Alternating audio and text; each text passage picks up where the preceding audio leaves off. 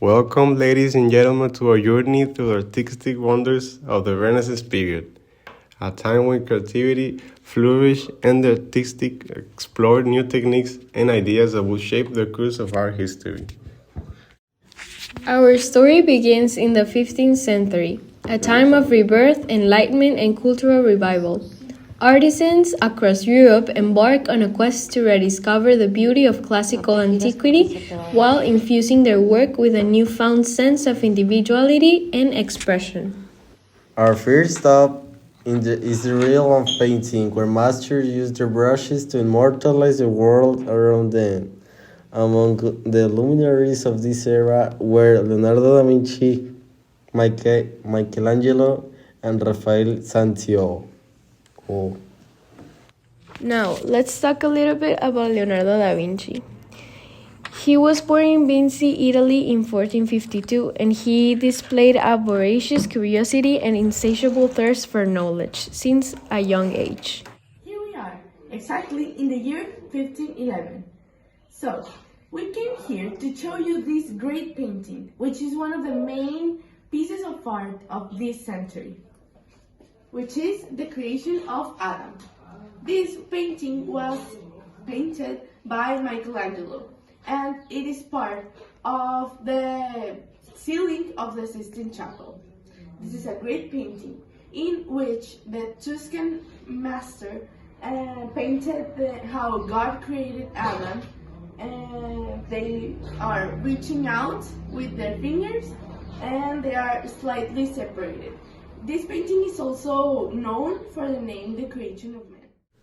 Rafael Sanzio, born in Urbino, Italy, in 1483, Raphael's artistic talents blossomed at an early age.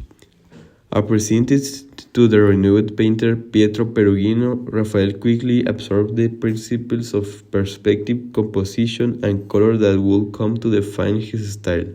Perhaps one of Raphael's most iconic works is The School of Athens, a monumental fresco located in the Vatican's Apostolic Palace, depicting a gathering of the greatest minds of antiquity, including Plato, Aristotle, and Socrates.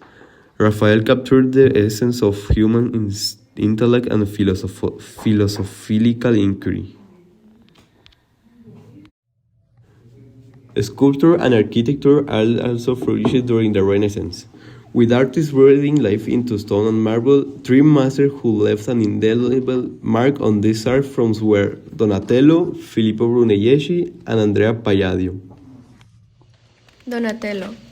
Donatello was born in Florence in the early 15th century. He was a pioneer of the Italian Renaissance, renowned for his innovative approach to sculpture. His works capture the essence of human emotions and movement, revolutionizing the art of form during this time. Among Donatello's most celebrated creations is his bronze sculpture of David. Unlike previous depictions of the biblical hero, Donatello's David stands not as triumphant warrior, but as a young boy caught in a moment of contemplation and vulnerability. Filippo Brunelleschi, born in Florence in 1377, was a true Renaissance polymath. While he made significant contributions to various fields, including mathematics and engineering, it is his groundbreaking work in architecture that truly sets him apart.